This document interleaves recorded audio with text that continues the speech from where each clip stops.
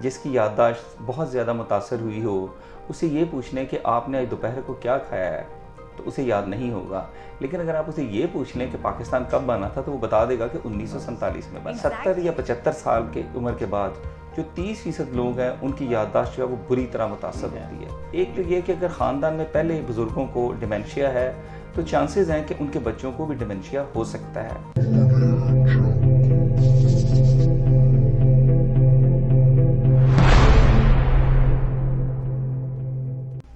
Assalamualaikum viewers, you're watching Aaj News HD and I'm your host Laiba Khan with the program Aaj Fitness with Laiba Khan. Viewers, today I'm here with another very interesting topic which is on memory. Memory से हम लोगों को बहुत सारा concerns होते हैं, हमारे exams होते हैं या हमारे पेरेंट्स को अक्सर हम कुछ बात बताते हैं भूल जाते हैं, मेडिसिन देते हैं वो हमसे पूछते रहते हैं कि मैंने मेडिसिन खाई या नहीं खाई। हम लोग पढ़ते हैं, इतना ज़्यादा पढ़े होते हैं और एट द स्पॉट हम जब वाइवा देने जाते हैं कुछ भी कर रहे होते हैं, हम ब्लैंक हुए होते हैं। तो सबका कंसर्न समहाउ मेमोरी से है। तो for that concerns I am having the worthy presence and I am honoured to introduce doctor Sajjad Nasir from KEMCU with me. अस्सलाम वालेकुम सर। जी वालेकुम अस्सलाम। सर कैसे हैं आप? जी मैं ठीक हूँ। Sir first of all thank you so much for your presence, thank you so much for your time. Sir सबसे पहले हम जो है डिस्कस करेंगे कि डिमेंशिया बेसिकली होता क्या है, याददाश्त का जाना। ये क्या एक एज के साथ साथ मसला आता है या यूथ में भी आप देख सकते हैं? डिमेंशिया का मतलब ये है जी कि जो हमने पहले काम सीखे होते हैं, जो पहले हमें चीज़ें याद होती हैं, उनका आहिस्ता आहिस्ता चले जाना, बावजूद इसके कि हमारे हाथ पांव सही काम करते हैं। यानी हमारे हाथ पांव तो सही काम करते हैं, लेकिन हमारी जो याददाश्त है वो आहिस्ता आहिस्ता चली जाती है। आमतौर पे जो डिमेंशिया है ये आहिस्ता आहिस्ता मरीज़ जो है उसे होता है, ये एकदम नहीं होता। एकदम होने का मतलब ये फिर कोई और मसला है ट्रॉमा हो सकता है, कुछ और स्ट्रेस, सर की चोट हो सकती है, उसके बाद फालज का हो जाना, विटामिन्स की कमी, जैसे विटामिन B12 है या विटामिन D जो है उसकी कमी से भी डिमेंशिया हो सकता है। अच्छा, ज़बरदस्त। सर मुझे आप बता सकते हैं कि डिमेंशिया हमें आपने बताया कि विटामिन की कमी से, ये एज समहाउ रिलेटेड फैक्टर भी है? हम देखते हैं हमारे बुज़ुर्गों में ये ज़्यादा फैक्टर होता है, वो भूल जाते हैं चीज़ों को, और हम जब छोटे होते थे, बल्कि अब हम भी भूल जाते हैं। हम जब छोटे होते थे तो हमें हर चीज़ याद रहती थी कि फ़लाँ वक्त में अम्मी ने वो चीज़ नहीं दिलवाई आपने ऐसे नहीं किया था। तो देखिए, जो याददाश्त है ना, ये दो तरह की है। एक तो थोड़े अरसे के लिए, जिसे हम शॉर्ट टर्म कहते हैं, मैं कोशिश करता हूँ कि मैं वो अल्फाज बोलूँ जो आम जो पब्लिक है उसे समझ आ सके। और एक लंबे अरसे के लिए, मसलन आप किसी ऐसे शख्स से जिसकी याददाश्त बहुत ज़्यादा मुतासर हुई हो, उसे ये पूछ लें कि आपने आज दोपहर को क्या खाया है, तो उसे याद नहीं होगा। लेकिन अगर आप उसे ये पूछ लें कि पाकिस्तान कब बना था, तो वो बता देगा कि 1947 में बना है। एग्जैक्टली ऐसे ही होता है। तो इसे शॉर्ट टर्म और लॉन्ग टर्म मेमोरी कहते हैं। इसके जाने की वजूहात मैंने आपको बता दी हैं। अब उम्र के साथ साथ 70 या 75 साल के उम्र के बाद जो 30% लोग हैं, उनकी याददाश्त जो है वो बुरी तरह मुतासर होती है। लेकिन जो 70% है उनकी याददाश्त ठीक रहती है। इसकी वजूहात ये हैं, एक तो ये कि अगर ख़ानदान में पहले बुज़ुर्गों को डिमेंशिया है, तो चांसेस हैं कि उनके बच्चों को भी डिमेंशिया हो सकता है। इसके अलावा ये जेनेटिक समहाउ है? जी बिल्कुल है जी, जेनेटिक है। अगर कुछ लोगों की याददाश्त 50 साल की उम्र से पहले चली जाती है, उसके लिए एक मखसूस लफ्ज़ इस्तेमाल होता है जिसे हम अल्जाइमर डिजीज़ कहते हैं। इसकी जो वजूहात आम ब्लड प्रेशर का कंट्रोल ना होना, शुगर जो है उसे कंट्रोल ना करना, खुराक सही तरह इस्तेमाल ना करना, सिगरेट नोशी, और सबसे बढ़ के ये कि नींद का पूरा ना होना और वर्जिश ना होना। इससे दिमाग की तोड़ फोड़ शुरू हो जाती है, जिसे हम तिब्बी ज़बान में न्यूरोनल डीजनरेशन कहते हैं। यानी दिमाग जो है उसकी तोड़ फोड़ शुरू हो जाती है, दिमाग सिकुड़ना शुरू हो जाता है। अब बुढ़ापे में दिमाग का अगर हम CT स्कैन करें तो हम देखते हैं वो सिकुड़ जाता है। अब जितने लोग जिनकी याददाश्त चली जाती है उनका दिमाग सिकुड़ा होता है, लेकिन अगर हम 70-75 साल के बाद की उम्र के लोगों का CT स्कैन कराएं तो वो 90% सिकुड़ा होता है। लेकिन हर सिकुड़ा हुआ दिमाग जो है ज़रूरी नहीं उसमें याददाश्त चली जाए, लेकिन जितने लोगों की याददाश्त चली जाती है उनका दिमाग सिकुड़ा होता है। और ये अल्लाह ताला ने कुरान में भी ऐसे ही फरमाया है। जैसे अल्लाह ताला फरमाते हैं कि तुम रददनाहु अस्फला साफिलीन, कि हम इंसान को वापस उसी हालत में ले जाएंगे जिसमें वो पैदा हुआ था। इसी तरह अल्लाह ताला सूरह बनी इसराइल में फरमाते हैं कि तुम में से कुछ लोग ऐसे हैं जिन्हें बचपन में ही हम अपने पास बुला लेते हैं, और कुछ ऐसे हैं जिनको जो कुछ हमने सिखाया होता है, ठीक है, वो भूल जाते हैं। तो अच्छे से हम ये मेमोरी का लेट्स सपोज हमें इशू आने लग गया, हमारी यूथ में भी आने लग गया समहाउ कि हम कोई चीज़ याद करना चाह रहे हैं, उसको रिपीटेडली करी जा रहे हैं, बट हमें एक दिमाग में छप नहीं रही वो चीज़ समहाउ। तो क्या हम ऐसा करें कि हमारी मेमोरी जो है वो इंक्रीज हो सके? व्हाट एक्टिविटीज़ और what sort of diet we can take for it? जी देखिए, मैं अक्सर लोगों से कहता हूँ कि जो मज़ेदार खाना है ना, हमारा बदतरीन दुश्मन है।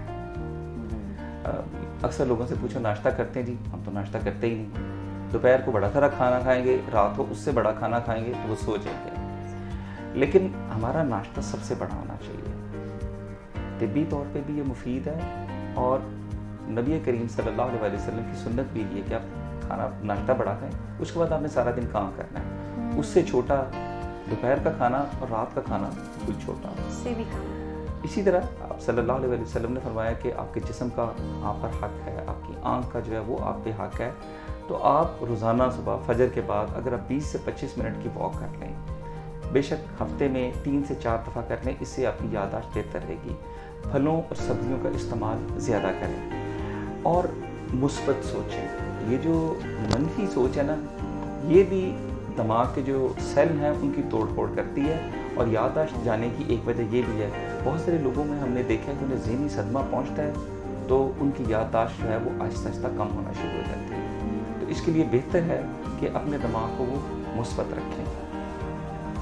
मेडिकली जो हम तरीका इस्तेमाल करते हैं, कुछ तो दवाइयाँ हैं, उनका जिक्र नहीं करेंगे। अगर किसी को शुगर है उसे कंट्रोल करें, ब्लड प्रेशर है तो उसे कंट्रोल करें, वज़न ज़्यादा है तो उसे आहिस्ता आहिस्ता वर्जिश के साथ अपना वज़न कम करें, सिगरेट पीने छोड़ दे। अगर कोई नशा और दवाएं इस्तेमाल करता है तो उसे भी छोड़ दे, जैसे शराब है या नस्वार है।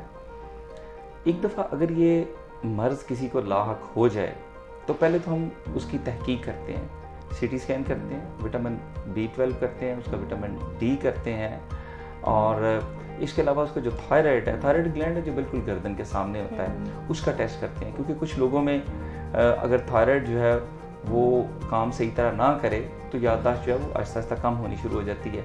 ये डिमेंशिया की वो वजूहात हैं जिसका इलाज हो सकता है।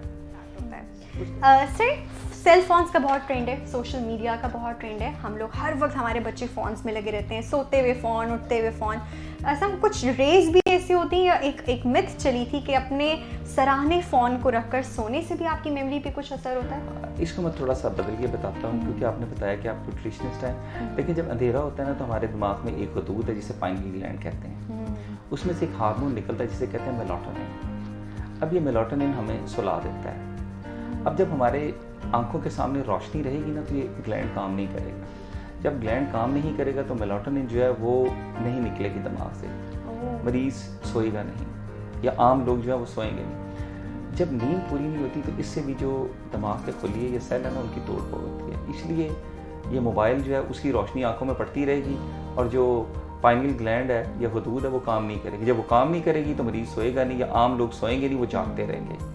और नींद का पूरा ना होना भी जो है ना, ये बहुत बड़ी बीमारी है। तो सर, मेरा सेकंड ये क्वेश्चन है कि आपने बात की कि ब्लड प्रेशर, शुगर की आपने जिक्र किया, तो ये सारे समहाउ फैक्टर्स जो हैं वो सेरेब्रल इन्फेक्शन कराते हैं। तो क्या कार्डिक इन्फेक्शन कराते हैं, जो मायोकार्ड इन्फेक्शन होती है। तो क्या यही फैक्टर सेरेब्रल इन्फेक्शन के लिए भी होते हैं? जैसे सपोज आपका ब्लड प्रेशर हाई है या कुछ ऐसा, तो दिमागी दौरा भी हो सकता है उससे? जी बिल्कुल ऐसे ही है। आमतौर पे जो फालज है, जिसे हम इंग्लिश में स्ट्रोक कहते हैं, ये अक्सर ये दिल से शुरू होता है कि दिल से खून का एक लोथड़ा निकलता है, खून की नालियाँ दिल के अंदर से, या जो खून की नालियाँ ये दिमाग की तरफ जाता है। और किसी भी खून की एक छोटी सी नाली में जब ये फंस जाता है तो दिमाग के उस हिस्से की खून की जो गर्दिश है वो रुक जाती है। अब दिमाग का वो हिस्सा जिस्म के जिस हिस्से को कंट्रोल करता है वो काम करना बंद कर देता है, आर्जी तौर पर या मुस्तकिल तौर पर। तो जो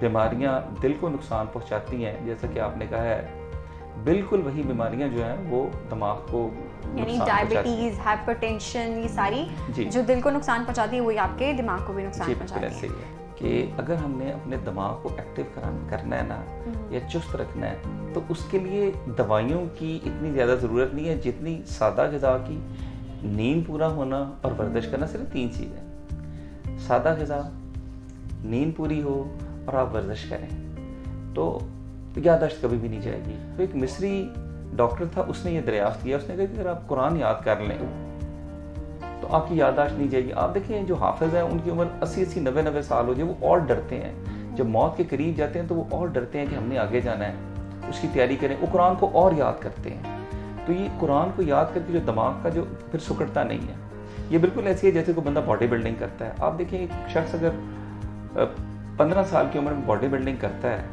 और वो 70 साल की उम्र में और 75 साल की उम्र में भी बॉडी बिल्डिंग करता रहता है तो उसके मसल्स वैसे ही नजर आएंगे जैसे कि एक 20 साल के एथलीट के हैं। बिल्कुल। तो दिमाग जो है वो भी ऐसे ही है। अगर आप उसको हिफ्ज़ के लिए या कुरान दोहराने के लिए इस्तेमाल करते रहेंगे तो वैसे ही रहेगा जैसे एक 15 से 20 साल के नौजवान का दिमाग। Sir, it was very amazing session with you. I hope हमारे व्यूवर्स को बहुत अच्छा लगा होगा। जाते जाते एक व्यूवर्स के लिए एक मैसेज जो आप देना चाहें। देखिए अल्लाह ताला फरमाते हैं कि बिस्मिल्लाहिर्रहमानिर्रहीम कुलू वशरबू वला तुस्रिफू, कि खाओ पियो लेकिन इसराफ ना करो। हुज़ूर सल्लल्लाहु अलैहि वसल्लम ने फरमाया कि जो हमारा मैदा है उसके 3 हिस्से हैं, एक पानी के लिए, एक खाने के लिए और तीसरा हिस्सा खाली रखें। अगर आप अपनी भूख से कम खाएंगे तो आप कभी बीमार नहीं होंगे। आपने नींद पूरी करनी है और आपने वर्जिश करनी है। नमाज ना छोड़ें, इसमें भी आप एक चीज़ बार बार दोहराते रहते हैं, बार बार दोहराते रहते हैं। और देखिए कुरान का याद करना ऐसे ही है कि आपने एक ज़बर और ज़ेर पेश की गलती नहीं करनी।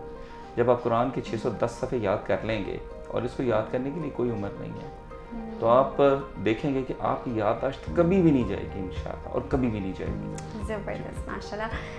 व्यूअर्स, आई होप आपको आज का सेशन बहुत ही इंफॉर्मेटिव और इंटरेस्टिंग लगा होगा। Stay tune to Aaj news HD for more interesting stuff. Thank you so much. अल्लाह हाफ़िज़।